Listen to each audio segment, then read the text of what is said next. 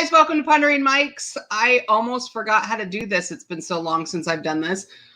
We had a couple little mishaps. What was it? 2 weeks ago. I had a couple guests fall through. And then last week, unfortunately, my fault, my big cat outside tick that everybody knows, went missing for a while. And of course, happened right before the show. So sorry about that. But we are back today. I'm excited to talk to Michelle about the small breed rescue. Sorry about that. And see about some of these animals I never even thought about actually rescuing.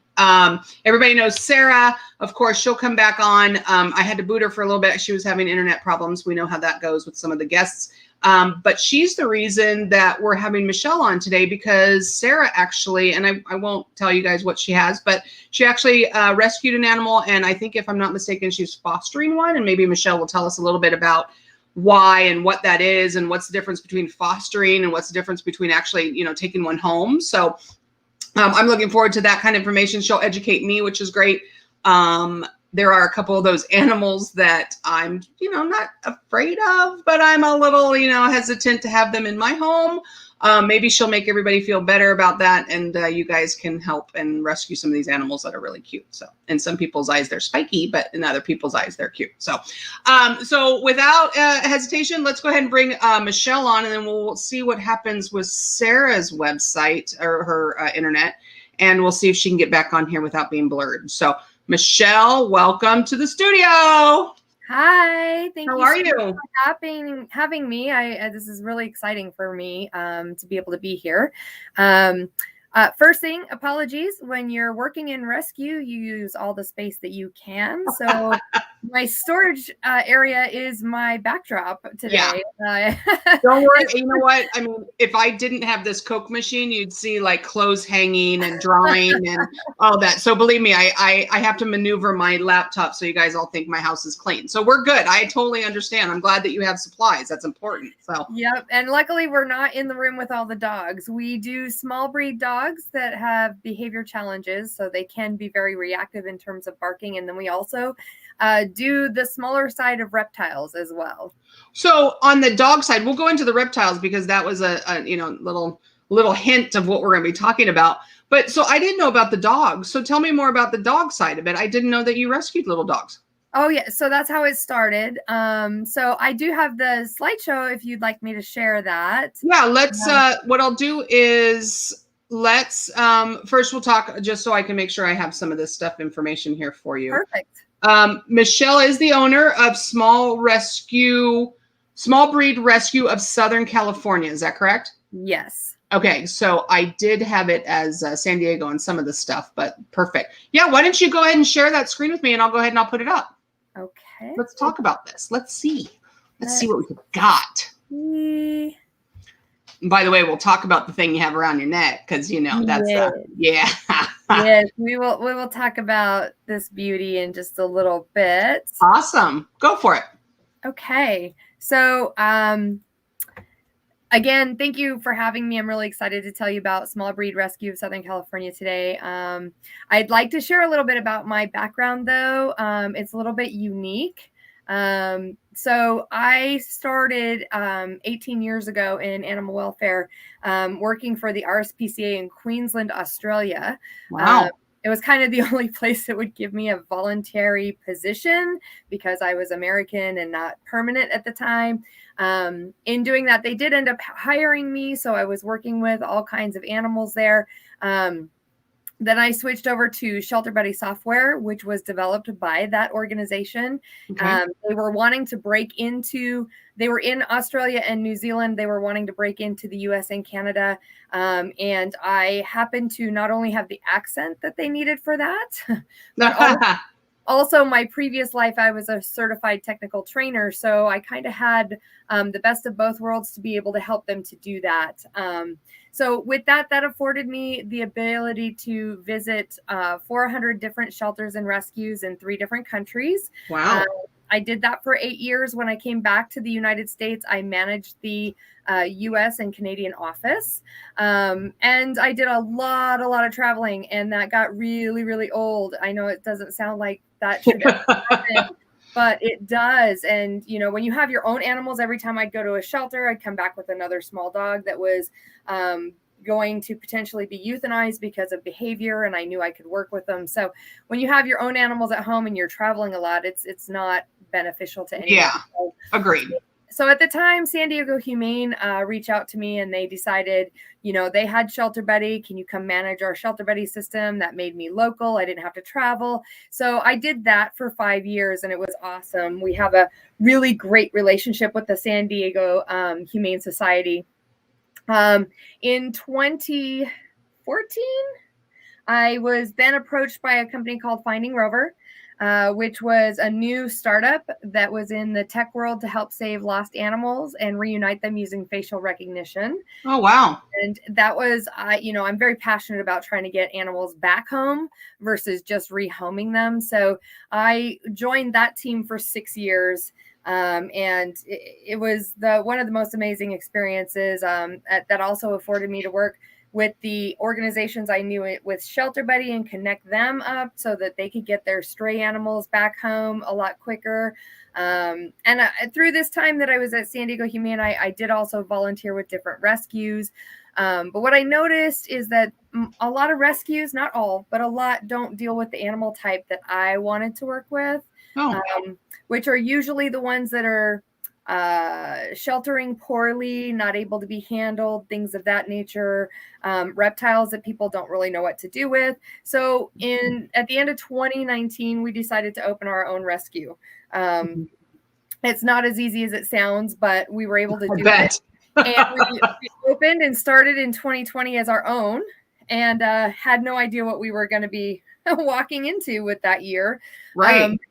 But we were already ready to be flexible with change. And so it was actually a great year for us to start, because we could then change our protocols to go along with the restrictions and things of that nature. Okay. So we are a foster and education-based all volunteer 501c3. We have 5 board members, so that we have a lot of opinions and you know, weigh in on our decisions versus just 3. We do with the small dogs that are behaviorally challenged. We do also take medically challenged animals if we have room.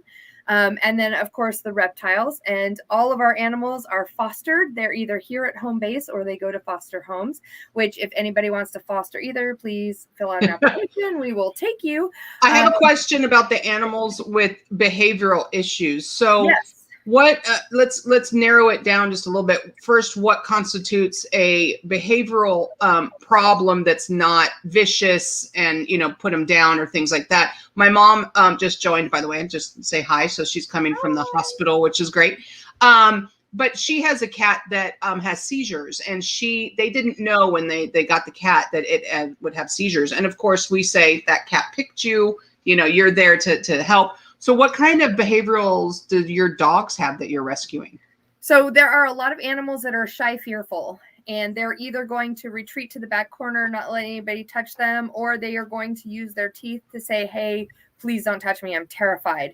Usually those animals are giving you lots and lots of body language and signals to tell you that that is the case. And if you are skilled enough to be able to read those signals, you're not just going to see a dog trying to kill you. Got it. So our dogs, we'll talk a little bit more about that, but they're on the smaller side. And we do work with the ones that are sheltering poorly. Generally, when we get them into a foster home situation, they come out of their shell, and it's just that they're in a terrifying unknown place. And what's sad about that is not being able to get them back with their owners. We don't know the circumstance as to why they came in. Some of them are owner surrendered, but, you know, even those, they don't know why they're there or why their family's no longer with them. So some of them, you know, there's tons of dogs that are happy-go-lucky and, you know, totally adapt very well. And a lot of those get pulled from the shelter into a rescue, so they're adopted quickly. Yeah. We didn't want to focus on those. We wanted to focus on what we felt really needed help and rescue. I love it.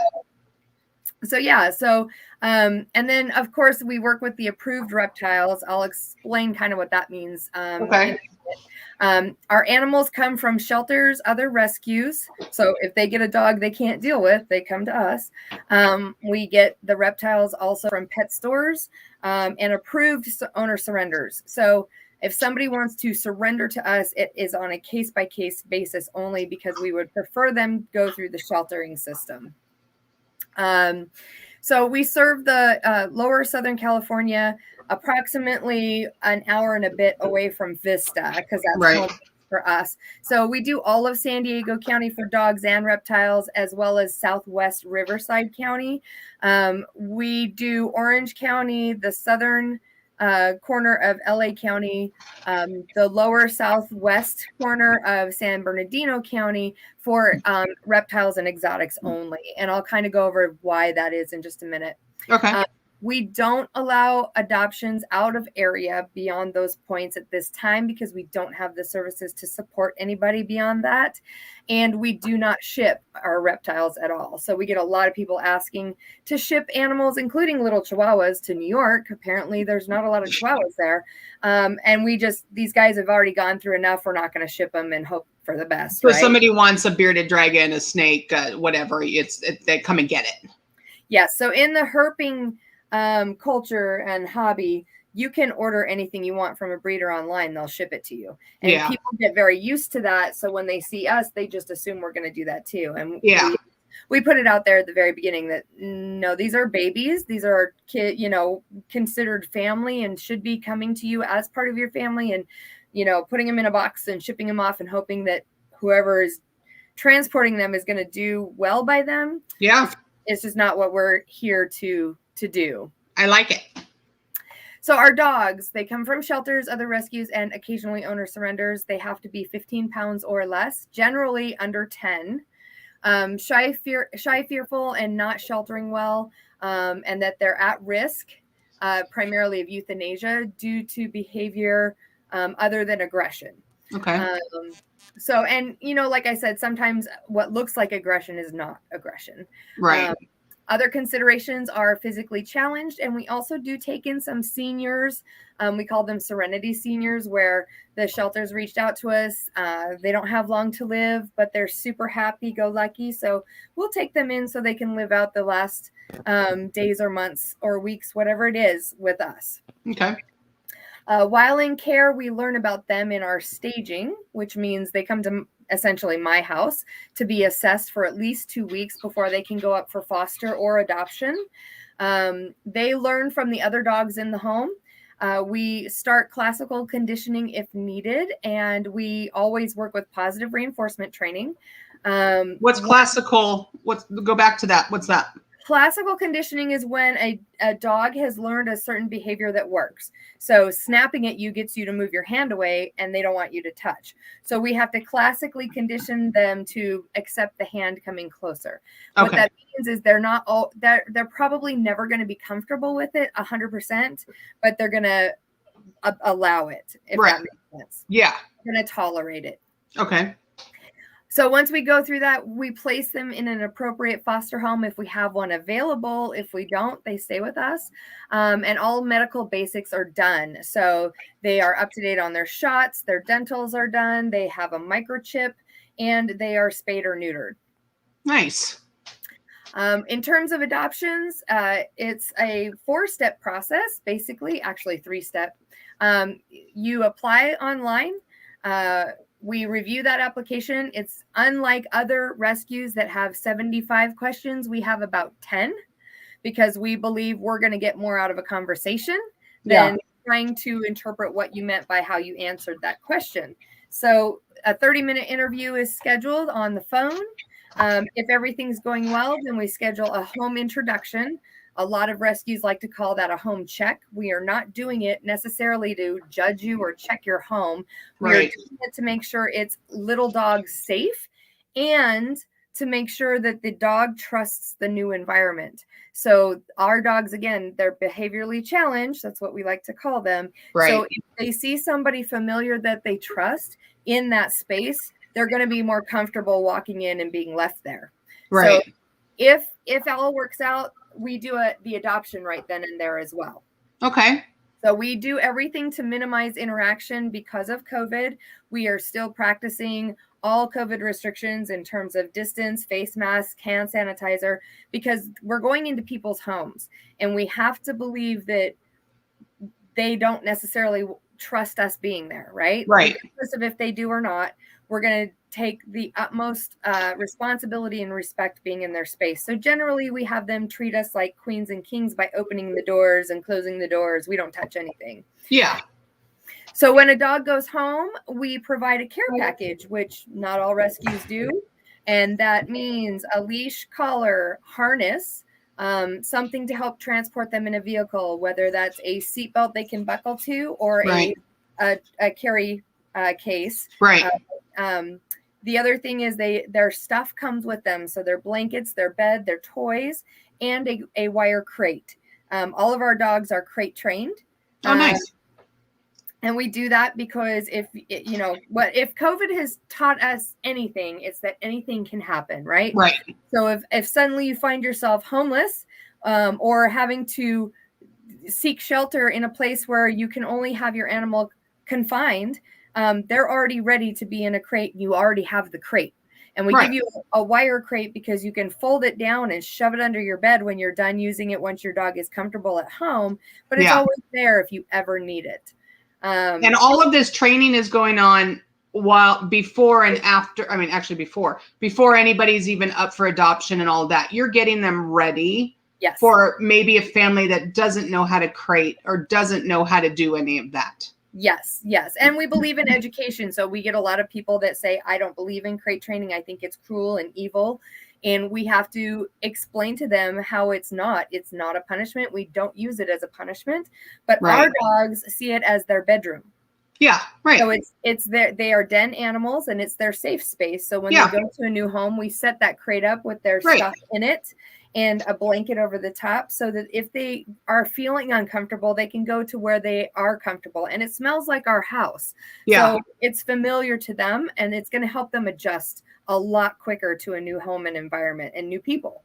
Yeah. I crate my kitten for a certain amount of time that I think, when I feel that she's ready to run around and not bite on cords and knock things over and understands boundaries. Yeah. So at night, right now she's crate at night. And this week was the first week that she was able to be in her own room while I'm at work. So she's at the age now she can be there, but at night she's still crated because I still think she's a little young to be running around at nighttime. So, and it's working as of right now, it's working just fine. So yeah. Okay. I totally understand in other words. So I'm not a fan of people crating their animals all day long while they're at work and their dogs, I get that there's a place for that, but I know a couple people that I think do it out of either laziness or they don't want the dogs running around their house or they don't have an outside area for them. And I kind of question the fact of that dog's life and that, well, think about it this way. Think about it this way. If you're going to work, what is your dog doing all day when you're gone anyway? Yeah, but the size of the dog, to me, the size of the dog matters. So if you have a big dog and you have a crate that's just fitting that dog, the dog hasn't stretched their legs. They haven't, been able to move most of the day. I understand they sleep most of the day. But, I just see that if you're going to have a dog, be responsible. And if you need to crate the dog, then I understand. But if you don't need to crate the dog, I think the dog needs a little bit more space. That's just my opinion, of course. So that's where our education comes into play. And our crates are always big enough for the animal to be in that crate if they need to for the majority of the day. Right. But it's big enough that they can move around. If they have to go to the bathroom, they're not sleeping in it. Perfect. So all of that education is part of it, especially if we're trying to talk somebody into accepting the idea of a crate. Yeah. Other benefits of a crate: if you have more than one dog at home already and you have to leave and you're not sure of their relationship yet, right? You can put 100%. the dog in the crate. If they are a chewer, and you're not sure that your house is completely doggy proofed yet, right. So there's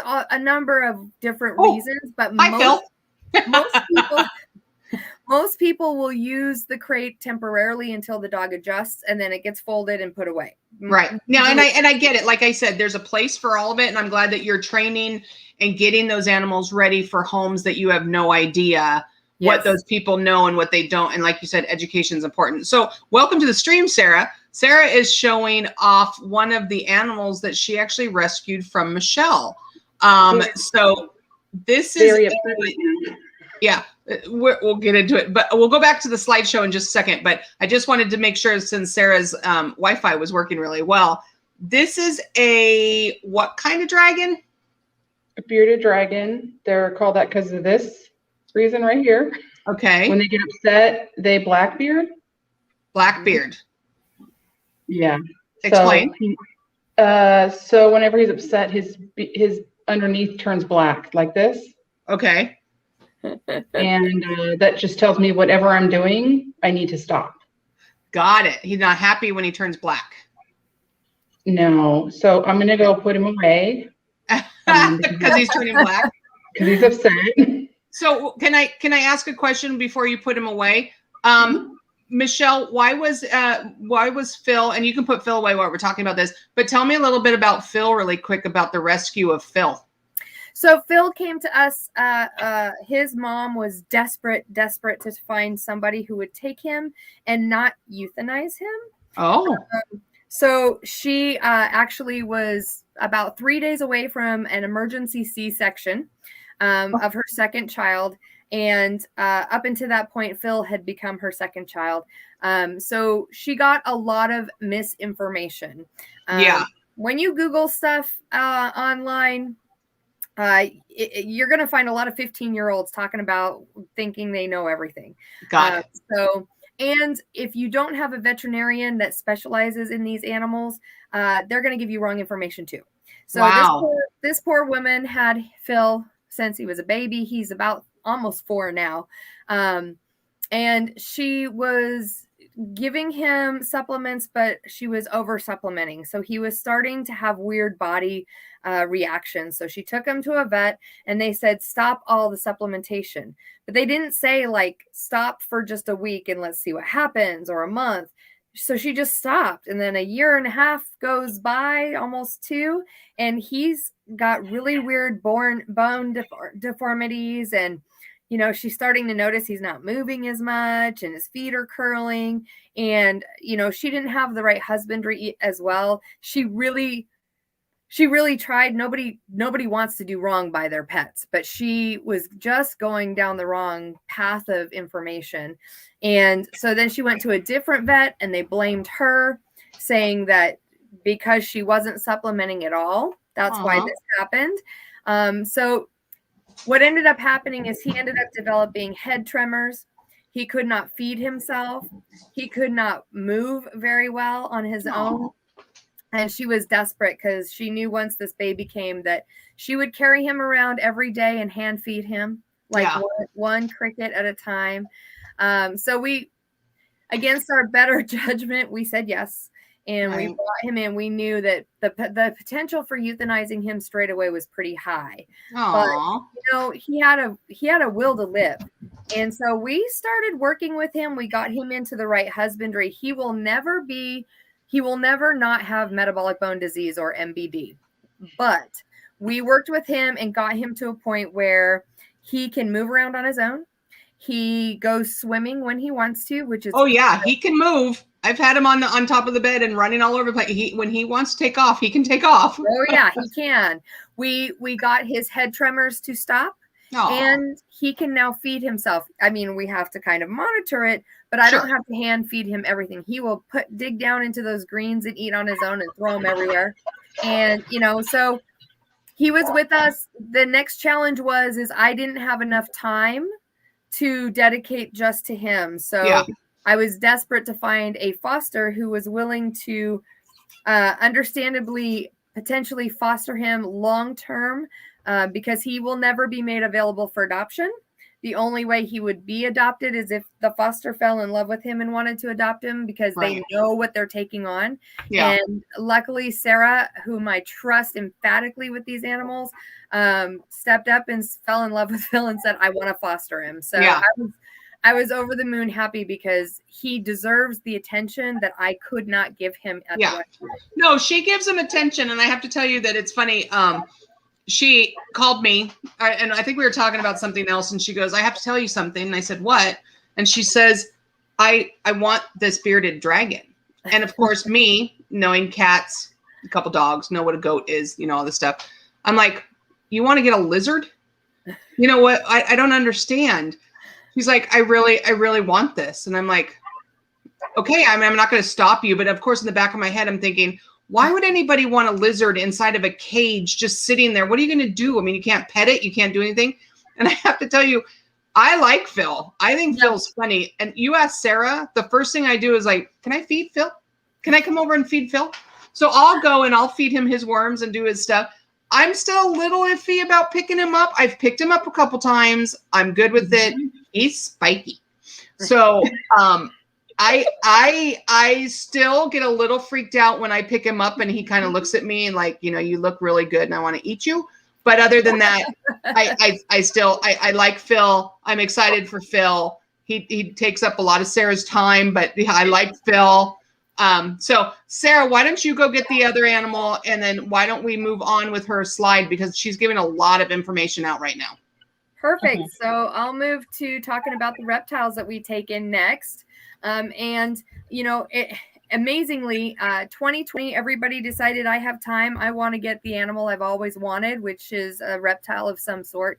So we actually were very, very successful through 2020 to have a lot of adoptions, do a lot of education.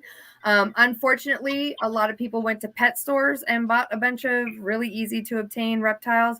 And 2021 happened, and suddenly we have so many reptiles coming back, not ours, but others coming in, because people are assuming they don't have time for these guys now that they're working, which is absolutely ridiculous. They really don't require a lot of time. But so we get them from shelters, we get them from pet stores, and we do take in select owner surrenders. Pet stores, a lot of people will find a turtle or a tortoise running down the street, and instead of taking it to the shelter, they just take it to the nearest pet store and dump it. Another thing, and they think they're doing the right thing, but then the pet store doesn't call the shelter. So they never go on their stray hold. The other thing that happens is if an animal comes in not sellable in a pet store, or maybe comes in and gets injured, a lot of staff that know us will call us to help the animal versus just putting it to sleep. Right. So that's how the pet stores get involved. So they must be on the smaller side. So we don't take giant iguanas. I'm not sure. Can you hear that sound? Yeah. What is it? I don't know. It's not from here. It almost sounds like a dog, but we muted it. I think it was Sarah's. Sarah has some dogs there, which is fine. But wait, what did you say? You don't take what? We don't take large iguanas, or anything like large lizards or 15-foot snakes. So they must be on the smaller side. We have other rescues. We also don't take in water turtles. We just don't have the facility to work with those types of animals. So got it. We work with a lot of other rescues that can take those types of animals. And so we have a referral program. And also, of course, the shelter. We recommend going to the shelter, San Diego Humane specifically, because they have a huge medical staff. Those animals come in, they get checked out, whatever needs to be done, and then they go to rescue if they're not going up for adoption through there. So they could call you or go onto your website, all that stuff, say, hey, I found this, or hey, I have this. You would then either obviously do what you need to do, say, I'll take it or I won't take it, but you'll be able to direct them to where it is they need to go, whether or not call the San Diego Humane Society or whatever. Legally, we're not allowed to take in an animal that has been found. It must go to either Department of Animal Services or San Diego Humane to serve their stray hold time. But both organizations have a relationship with us and other rescues, and usually we'll transfer them out to us once because we have to give the owners an opportunity legally to come forward and claim. Good point. Great point. Great point. I love it. Okay. So while they're in care with us, all reptiles go on a mandatory 2-week quarantine to ensure that they are not sick or that they don't have mites. And both of those things can spread to other animals in care. So mandatory 2-week quarantine during that time. We learn about them, their personality. I'm going to tell you right now, all of our animals are super friendly because what happened in 2020, they were handled like crazy by their families at the time. So everybody's just great personalities that we have in care right now. So we assess their current and future needs, and then we can place them in an appropriate foster home. Right. Best thing about fostering a reptile, if you've always wanted a snake like this, but you don't want a 40-year commitment, then foster. Yeah. So that's a few months to a year. Okay. So, you can foster instead. Whoa. Yeah, did you see that snake came right up to the camera like, hello? Yeah, foster me. Foster me. So we do assess medical needs if needed, and then we seek medical help immediately if needed. We just had a gecko come in with a very swollen head. Aww.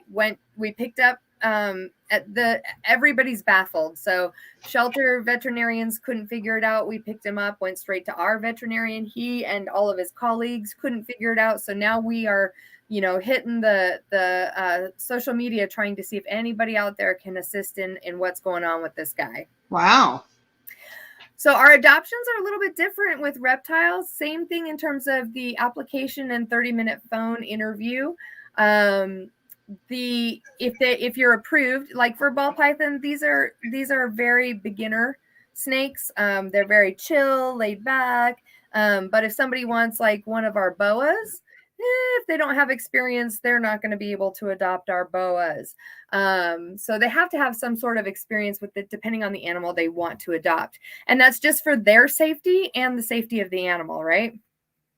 So 30-minute phone interview. If they get approved, we send a care and supply sheet.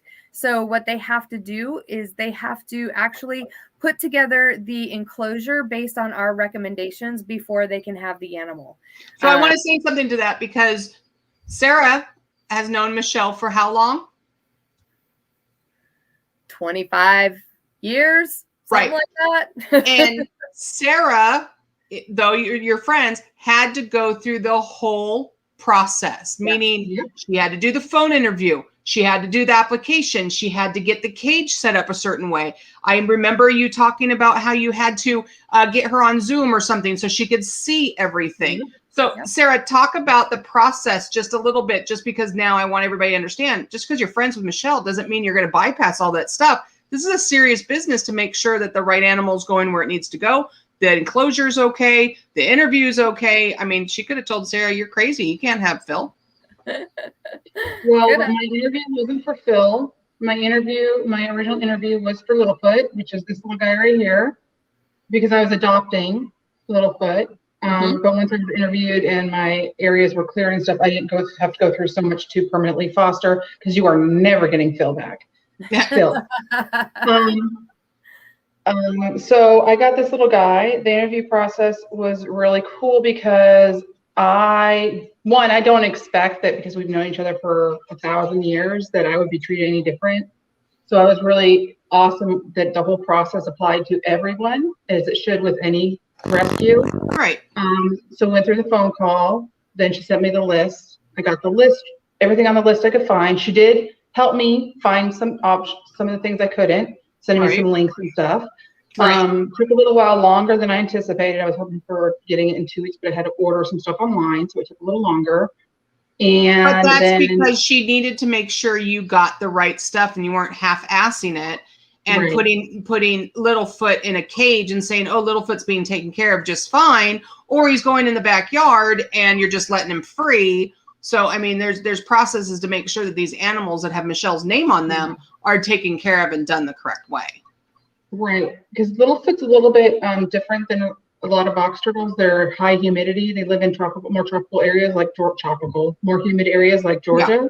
Right. So he needs to have an environment that's strictly for a higher humidity area. So he has a little more extra things that I had to get a mister. But you wouldn't have known that Unless Michelle went through the process. Exactly. I wouldn't have known that. I got a lot of education about this guy right here. And I haven't seen this chill in a while. Usually he's flailing around when I'm holding him. He does not actually like to be held. Yeah. He sees me, his second mommy. Hi, Littlefoot. I feed Littlefoot also. I am not afraid of Littlefoot. I give him all his worms, everything he wants. So, okay. And, you know, when I took him to the vet like 2 weeks after I got him, and not even that, I think it was just a week later, he got a complete clean bill of health. Michelle and I go to the same vet, exotics vet. Yeah. And he got a complete clean bill of health. He's in good condition. The same thing happened a month after I got Phil. I took him to the vet. It's all the worms I feed MVD that he does have. His bone structure is solid again, not soft and brittle, and he is in great shape. So he's spiky. The whole process of the adoption, and then the fact that they really do take good care of their pets. I'm not just saying that because I know Michelle. No, and that's why I brought that up. They take really good care of the reptiles. You didn't cut corners even with somebody that you, I mean, that's not what you do. That's exactly it.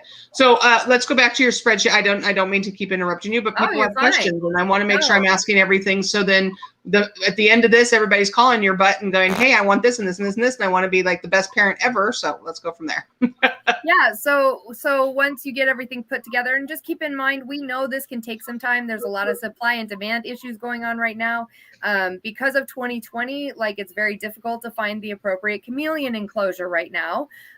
So you're not going to find it cheap. You're going to be paying the full price if you really want that chameleon that we have available for adoption, because the companies just didn't make enough to accommodate for something like COVID and everybody getting this hobby. Yeah. So they're currently restocking everything, but we know it can take some time. Some adoptions are done in a week. Some reptile adoptions can take up to 6 weeks. It just depends. We have outdoor tortoises that require an outdoor build, and that can take time. So we put the animal on hold. If you're serious about this animal, and you keep in touch with us as to why it's taking so long, you know, maybe something's just not going to arrive for 3 weeks. That's fine. We are fine with that as long as we're not putting this animal on hold for no reason, right? Right. So then the next thing, instead of doing a home introduction, we do a Zoom tour, a Zoom call. So you can show us the enclosure. We don't have to physically be there. This is another reason why we can do adoptions a little further away, because we don't have to drive there. Right. But if you are far away, you have to drive to us to pick up. Nice. So no shipping. No skipping. And one of the things, we don't provide a bunch of stuff because you've already gotten all this stuff. Yeah. But we do provide the list of foods that we are feeding, the schedule that we are on with this animal. If there is bathing required, what is the schedule? We provide a veterinarian list of veterinarians in our local county and moving north, some up north as well, that specialize in these animals. So if you do have an emergency, you have a list that you can reference and go to people that know what they're talking about. Right. And then you come down, and all adoptions, we ask that we can do pictures so that we can then post the celebration online, and, you know, share that these guys went home to really, really excited and dedicated families who are seeing these animals as, you know, family members and not just adding to their collection so they can breed them. So that's a big no-no. Right. You know, education really is key. We know that not a single person who originally brings these animals home, regardless of where they got them from, that they intend to do any harm to them, because you can get these animals from a general pet store or order online or Craigslist with no education. Unless steps have been taken to do the research first, chances are harm is going to come to these animals unintentionally, unfortunately. So, you know, our process does not enable us to do high volume adoptions like other rescues. You know, a lot of rescues get grants based on the number of adoptions they've done per year. We're never going to be eligible for that money. because Right. we're not cutting corners. We're not just trying to crank out the numbers. We're trying to do it right for every single animal. So we rely heavily on actual donations and adoption fees. Those go into our donation pool to pay for all of the animals and the care that we have. Okay. But what our process does do is it helps us to ensure that our animals are going to committed forever homes. It also allows us to build relationships with adopters and fosters, so they're comfortable to ask us questions or for help if they need it.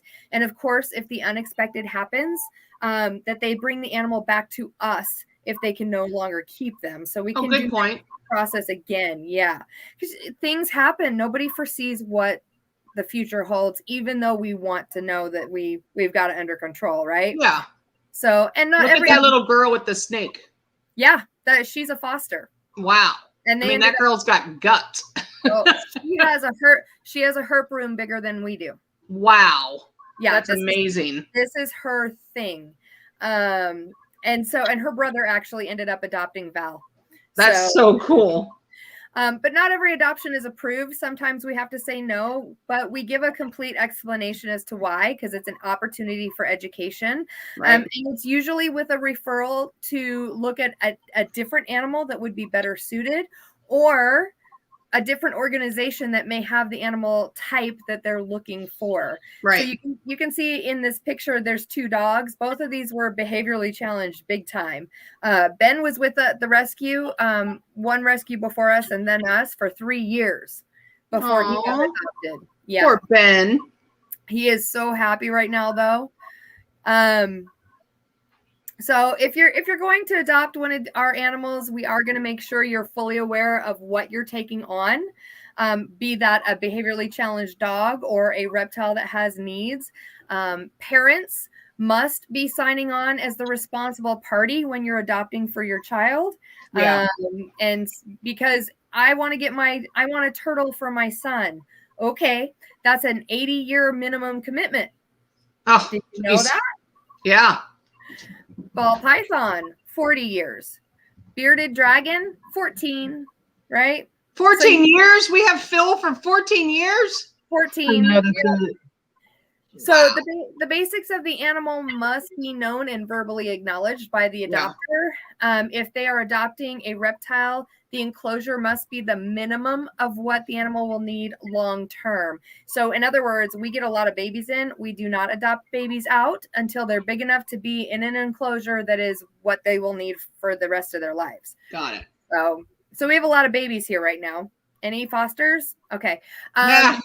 Maybe. Who knows? We'll wait to see. After this show, we'll see what happens. Right. Some animals require prior reptile experience to be approved. So we have one iguana that's not nice and is really struggling. We would need somebody who really understands iguanas. And you can't say, "Oh, I've had 3 of them." Well, where are they? They live for 20 years. Where are they? And they also get 6 feet long. Yeah. So the animal that is being adopted needs to be coming into the home, again, as part of the family, where it'll be loved and interacted with as often as it needs to be. Right. Tortoises don't need to be, interacted with on a regular basis. I like Littlefoot. He's a turtle. Yo, sorry. My fault. My fault, everybody. I'm learning. So, in addition to working with several teachers who want to educate their students on caring for reptiles that adopt from us, some of our animals who require a higher skill set have gone to other education groups based on their organization and the program. So Critter Encounters adopted one of our iguanas and one of our very large boas, who's not full grown. Wow. Helen Woodward adopted one of our larger ball pythons for their program. And then Zuvargo is in the process of building a gigantic enclosure for Saffron, the morph tegu. So we are not getting a python, Sarah.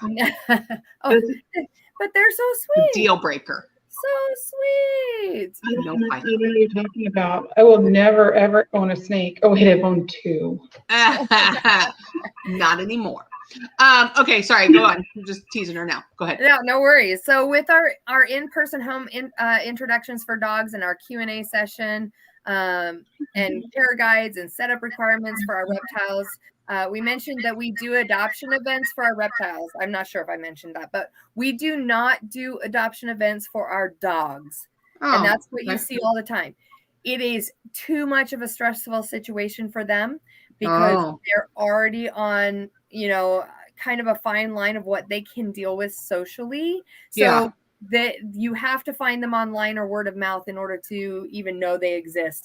But our reptiles, we do adoption events. We have a really great pet store up here that does not sell animals, that allows us to do adoption events whenever we want to on their floor. They also provide all of our food for our dogs. And they also provide extra. So we then, whatever we can't use, because there's a lot of it, we will share with other rescues that are not 501c3, because some doors are closed to you if you don't have a 501c3.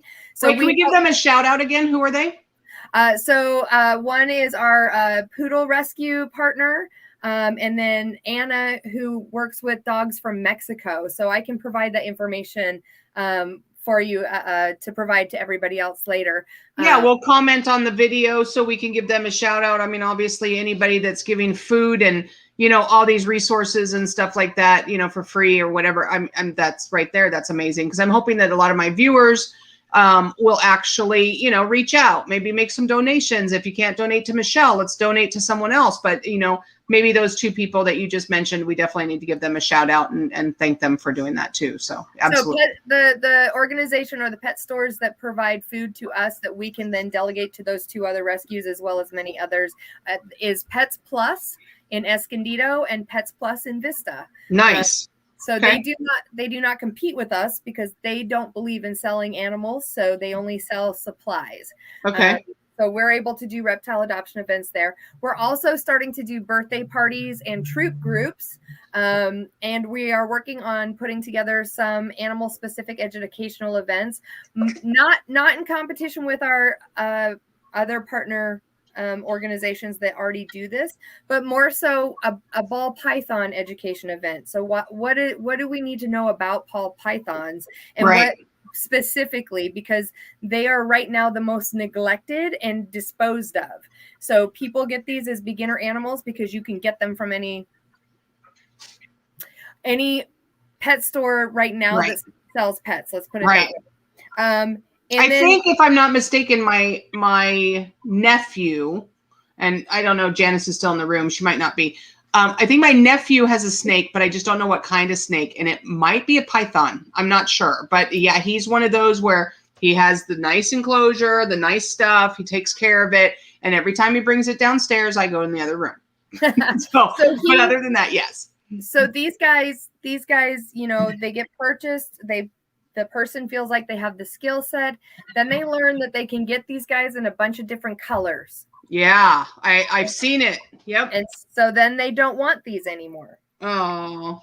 And so that's why we have so many of them here at the rescue. But they're the most amazing, friendly, lovely. If you want something that will sit there and watch a movie with you for 2 hours, this is it. Wow. He will totally do that. Yeah. So some of our ambassador animals, remember I said that we aren't able to adopt everybody out. We will take animals in and know that they're going to be staying with us for longevity unless we can find somebody who really, really wants to foster and then fall in love and adopt. Yeah. So we have, we call him Nubs, the bearded dragon. He's missing almost all of his limbs and half of his tail, as well as his digits on that hand. Very highly neglected and abused animal, but he wouldn't know it. The desert tortoise you see there, you can't see it very well, but they drilled a hole into her shell and put a hook through it. So she will be staying with us. The iguana has... I'm going to kill that person. That's not nice. Yeah, right. The iguana will be staying with us because he's pretty much full grown, which they are supposed to get 6 feet. He has severe metabolic bone disease. Aw. And then our leopard gecko has an injury to at the base of his tail, so he can only use his back legs sometimes. So these guys, we're gonna they're gonna get jobs and be able to. I would like Nubs. Oh. I want Nubs. Nubs understand. Nubs needs to come home to me. I want Nubs. All right, then. He's adorable. We can work that out. Yes, Nubs. Look at this, guys. The first one. I want his feet. I like his face. I want Nubs. He's adorable. He is adorable. Nubs was also suggested as a possible beardy for me. Yeah, no, he's cute, but I'm just saying, come on, anybody first of all called Nubs. I mean, I would take every single one of those, but yes, of course. You got to be realistic. They're cute. I want them, but yes, the responsibility, you got to be ready for the responsibility. So absolutely. He holds his own pretty good, but we're going to give them jobs so that they can teach people what not to do, what to nice. look for, what, you know, and that, hey, just because they look like this doesn't mean they're not the greatest best friend ever. Right. Exactly. Thank you. So that's where we're going with that. Our adopters and our fosters do become family. These are some of our animals. They get their own page. We get pictures are sent to us all the time. This is Yonkel. He used to be named Mr. Pickles. I loved him so much. This is, you know, I love this. Happy National Reptile Day from Pebbles. The type of pet I never knew I wanted or needed. Oh, perfect. That's Pebbles. I love Pebbles. Everybody needs to go. Is that on Facebook? Yes. Yes. Okay. Everybody needs to go find Pebbles' page and like it tonight. We are going back to that. Tell us again, where is that page? We need to go to that page. It's under her dad's name, Richard Vanover. Okay. And then on Instagram, we have Henry, which is Henry. He's a senior, and now he gets to travel all over the United States with his mom. That's awesome. Yeah, I loved him. I love all my animals. It's very hard to adopt some of these guys out. Of course. But I do, because some people ask, how can you do this? And I'm going to give you this. If you ever say, I could never foster because I couldn't let him go. You're the bridge. If it weren't for the bridge, you can't get them from a place where they can't survive to a place where they can thrive.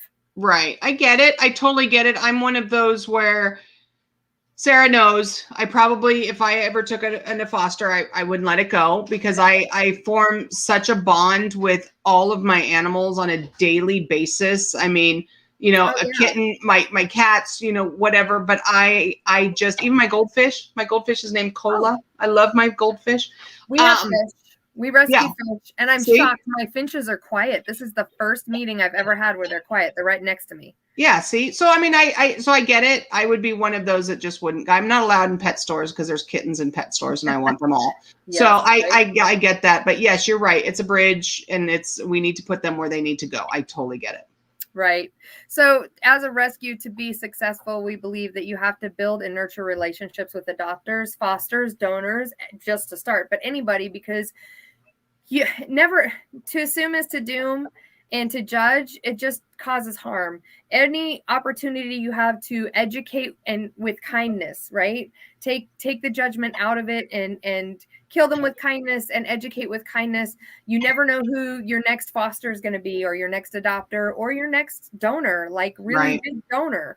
So we believe in developing these relationships with others who share the same goal. There are many organizations that believe that their way is the best way, and they do not partner with anyone. And we don't believe in that. We partner with other rescues. We partner with shelters. We don't ever say the term that, what is it that they say?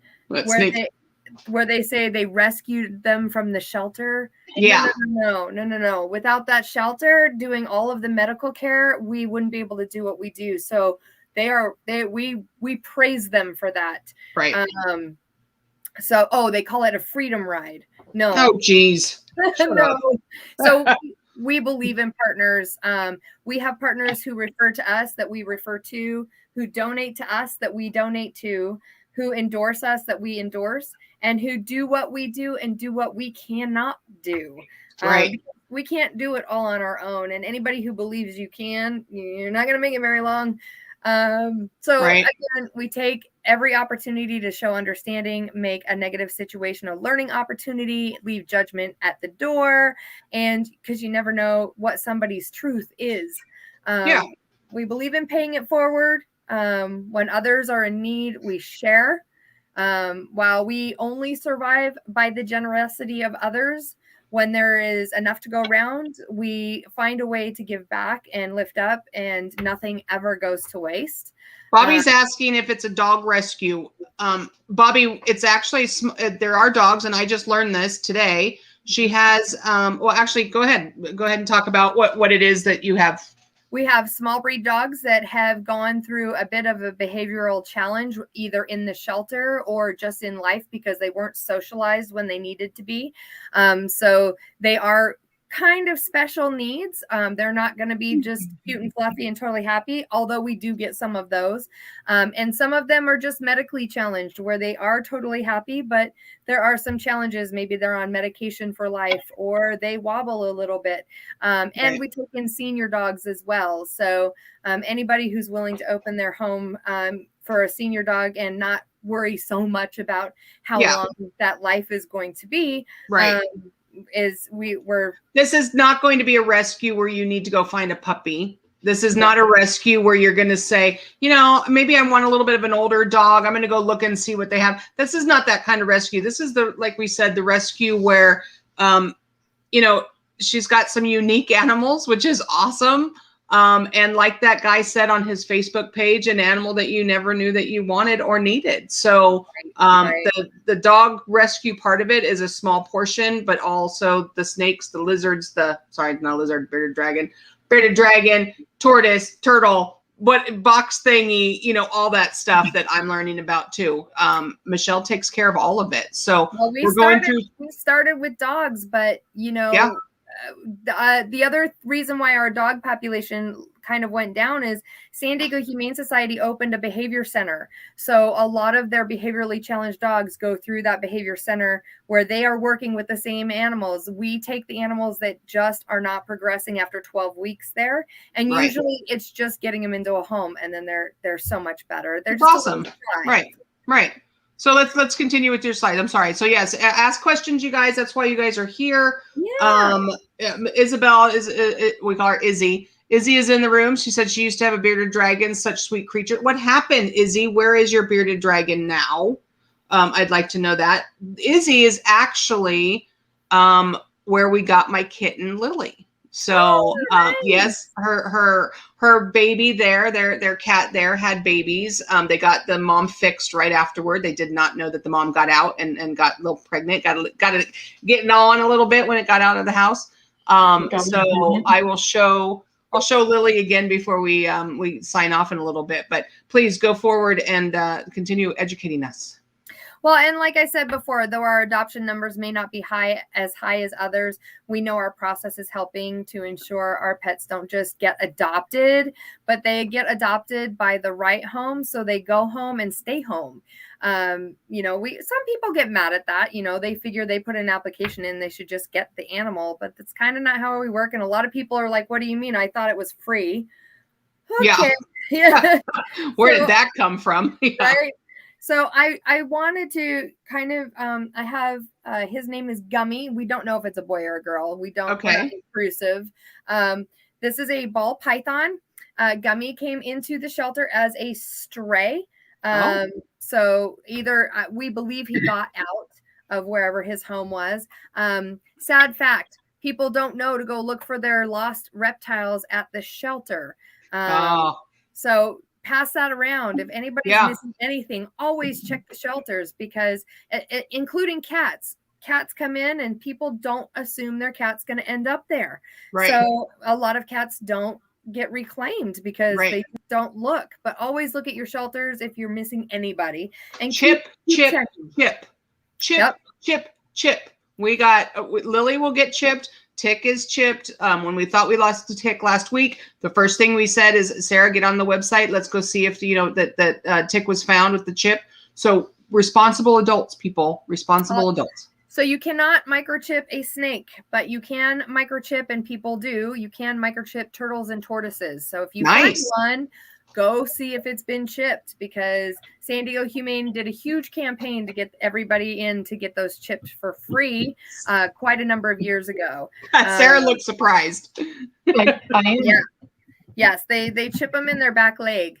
But with a snake, the way they grow and the way they shed, it's not going to retain, and it's not healthy because of the way their bones are. Sarah, where's Littlefoot? Yeah. So with Gummy, he went to get taken into the shelter, and he did his stray time, and they reached out to us to come get him. So we did, and he was going into a shed. And what we didn't realize is that when he shed, he actually was injured all the way down his spine. And that's how we feel truly that somebody didn't just let him go, that he squeezed out of someplace really small.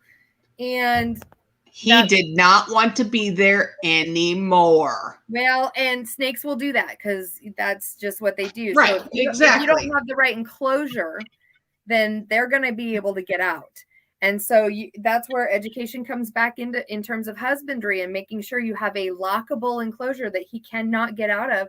I had a very large boa get out of 1/2 inch of a gap. So he was probably the size of a tennis ball or a baseball around, and he squeezed his body through 1/2 inch of glass, a gap in the glass, and he got the same injury. But we found him. He just made it to the Chihuahua room. Commissioner, can you do me a favor and define husbandry? Husbandry is the everything you need in order to keep their enclosure and their environment what it needs to be. So that's what husbandry means. So the enclosure, the substrate, the heating, the lighting, the UVB, the diet, the humidity, all of that equals husbandry. Sorry, I'm just taking care of a little kitten issue. But continue. That's okay. So Gummy here is available for adoption, and Gummy is also available for foster. So just because that injury happened, I'm sure you can't see it very well on the camera. But as they shed, the scar goes away. So they do have the ability to rejuvenate a lot better than we do. So it's very pretty. Yeah. And the behavior, I mean, he's just so sweet, like so sweet. Ball pythons only eat, depending on their age, it's every week or every 2 weeks or every month or every other month. So it depends on the time of year. It depends on their age, and it depends on how hungry they are at feeding time. But they're very low maintenance animals for sure. So all of these people saying they don't have time. And do you feed live? So we feed thawed frozen animals. So right now we have animals that eat mice and rats, but they are frozen, and we thaw them out and then feed them that way. So it's more humane for the rodent. It's also more humane for the snake, because if the snake does not want to eat at that time and a live rodent is in the enclosure, the live rodent can hurt the snake. Oh. Yeah. By defending. If the snake pays no attention to it, it can come up and bite it. If the rodent is hungry, it will bite the snake. So yeah, it's not a good. Yes, it's nature, and that's how it works out there. But also, both have the ability to get away in nature, whereas in an enclosure, that is not the case. How do you know that snake likes to be held as much as you're holding that snake? Because I have been holding, and he'll let me know if he doesn't want to be held. Okay. He's totally fine and relaxed in my hands. Got it. He would retreat and pull away, and he would also be very stiff. He's very pliable. Yeah. But he would be very stiff, and his body language would definitely be telling me something different. And how do I know he won't bite me? I understand they say, well, those kind of snakes don't bite. Okay, that's a snake, and he has teeth. How do I know he does not want to bite my hand? Because of his body posturing. So even though he has a little bit of an S curve right now, it's very relaxed. An S curve that's up and pulled back in a strike pose, that's different. Okay. So he will tell you, obviously, by reading it and stuff, but me, Mother Nature, he's not happy, doesn't want you around, and he decides to bite the side of my cheek as I go in for a kiss.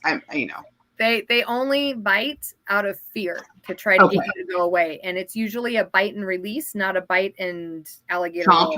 Yeah. Got it. Yeah. Okay. It's usually it's a warning. Like most dogs, it's a warning, and they're usually giving you lots of body language signals, but a lot of people don't know how to read those signals. Right. To understand. And if somebody loves that little reptile in your arms, how do they get a hold of you to start the process to go from there? I didn't know. Are we done with your slides? I'm sorry. I don't want to jump. Yep, okay. We are. Okay, good. So how does somebody go right now? They want that beautiful animal that's in your arms. What do they do? They would go to smallbreedrescue.org. Okay. And at the top, there's a button that says adopt. And when you click on that, then the species that we have available have buttons. So you click on snake and you would go down and find Gummy. And that would take you to Gummy's profile. You can read a little bit more about this snake. And at the bottom of the profile, we also have links that talk about husbandry and the basics of what it means to own a ball python, how they see through UVB, how they eat, how relaxed they are. Yeah, wow. he's just hanging out. Yeah. And then at the bottom of all that is a button that says click here to apply. Okay. And so the pictures, let me go back to me. Sorry. The pictures of what you have available is on your website that are up for adoption. And like we said before, you guys, I have a lot of viewers that are out of state. Unless you're coming to San Diego, you won't be able to adopt these animals. But you could tell your friends. If somebody's looking for these animals, it is a lifelong kind of commitment on some of the ages of some of the animals. I think she just said one of the pythons is what, 80 years, something like that. Ball python is 40. Okay, 40. Well, I'd be 90 years old, so that's a little old for me. So these commitments, you guys, we wanted to show you. Like I said, it was new to me. That there was an actual rescue for bearded dragons, like Sarah's holding her little foot, the box turtle she had. I knew that there was rescues for snakes. I knew that was out there, but to have them all under one roof and for the hard work and what you're doing with the education and, the application process, not letting your friends like Sarah, go and be able to get it, before somebody else does and not following the process. I liked what I heard from Sarah about you, and I wanted to have you on the show. I'm getting used to Phil down there below. He's smiling for the camera right now. He's still a little spiky for me. Yeah, I'm sorry. He's still a little spiky for me to love and cuddle.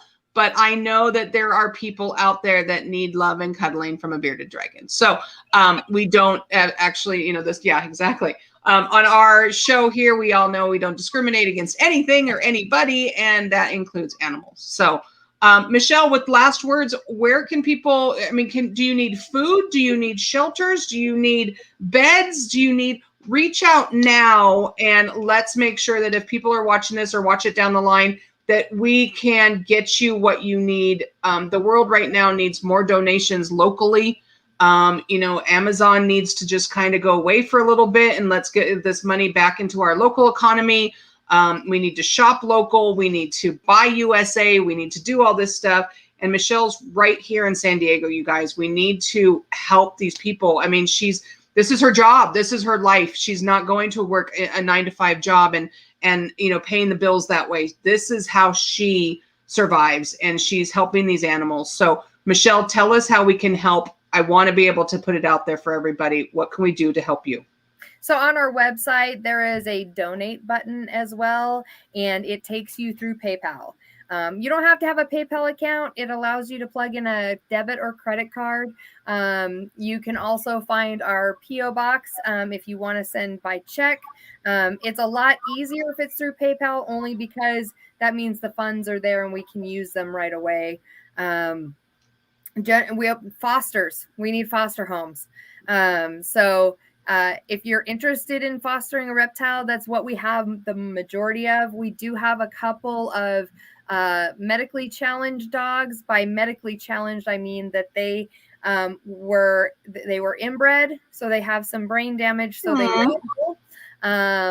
and so they need somebody. Those guys kind of need somebody who's going to be home most of the time. So if you work from home or you're only gone for a few hours, that would be an option for you.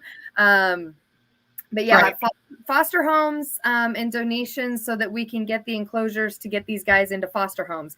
When you do foster reptiles, we provide everything. If you decide to adopt, then you know what you need to get because you have an example right then there, right?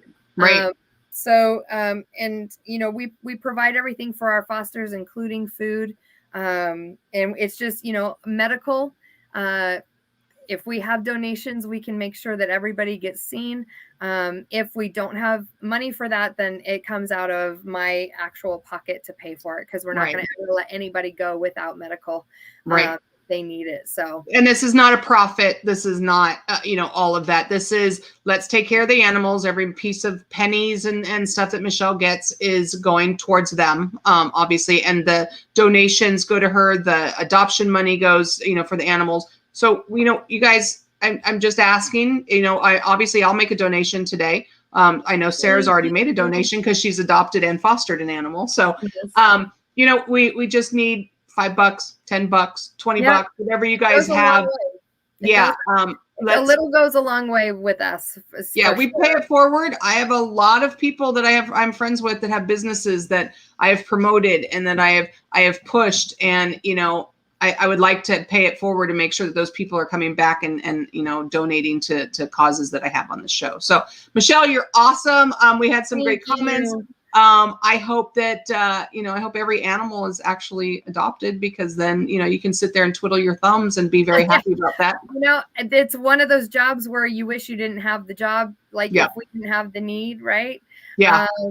So, you know, one of the other things in terms of medical, we're fortunate enough that our veterinarians work us in because, you know, with 2020, so many people adopted animals, which is fantastic, but we don't have the vet staff to keep up with that. So we're very fortunate that we can get our animals in. But the more animals we can get adopted or into foster homes, the more animals we can say yes to come in and that we can help further. And most of the behavioral ones, they need a good home. They need somebody to look after them. So we need to make room for them because, you know, they're going to make us smile. So thank you so much for being on here, Sarah. Thanks for showing off Phil. Hi, Phil. I'll be there soon.